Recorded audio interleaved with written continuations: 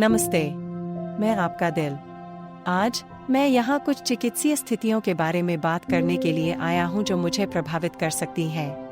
हालांकि मैं मजबूत और स्वस्थ रहने की कोशिश करता हूँ, लेकिन कुछ मुद्दे हैं जो समस्याएं पैदा कर सकते हैं। आइए उनके बारे में बात करते हैं। सबसे पहले है कोरोनरी आर्टरी डिजीज या सीएडी है। ऐसा तब होता है जब मुझे रक्त की आपूर्ति करने वाली धमनियां प्लाक नामक वसायुक्त जमाव के कारण संकुचित या अवरुद्ध हो जाती हैं।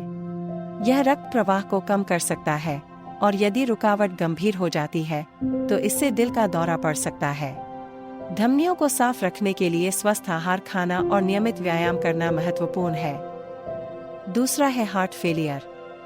नाम के बावजूद इसका मतलब यह नहीं है कि मैंने काम करना बंद कर दिया है, लेकिन इसका मतलब यह है कि मैं उतनी अच्छी तरह से रक्त पंप नहीं कर रहा हूं जितना मुझे करना चाहिए।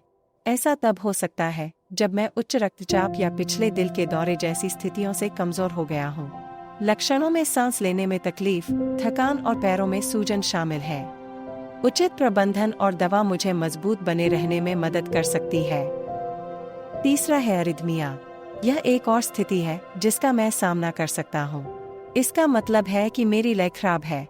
मैं बहुत तेज, बहुत धीमी या अनियमित रूप से धड़क सकता हूँ। अरिथमिया विभिन्न प्रकार की होती है, जैसे एट्रियल फिब्रिलेशन या वेंट्रिकुलर टैचिकार्डिया।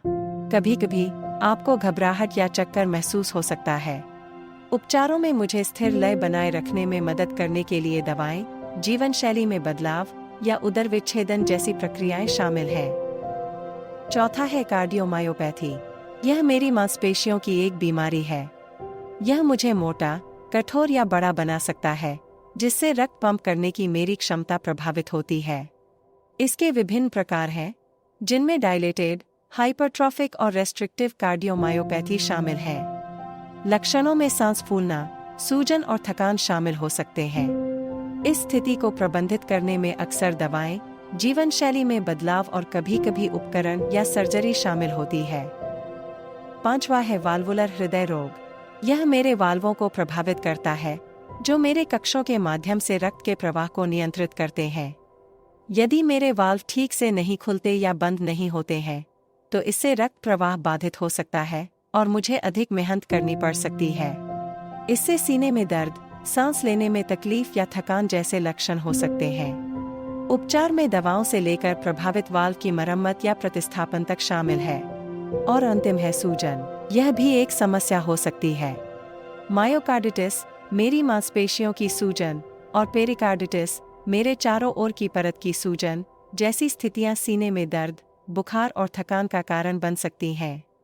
ये स्थितियां अक्सर संक्रमण या ऑटोइम्यून बीमारियों के कारण होती हैं, और सूजन को कम करने और अंतर्निहित कारण का पता लगाने के लिए उन्हें आमतौर पर चिकित्सा उपचार की आवश्यकता होती है।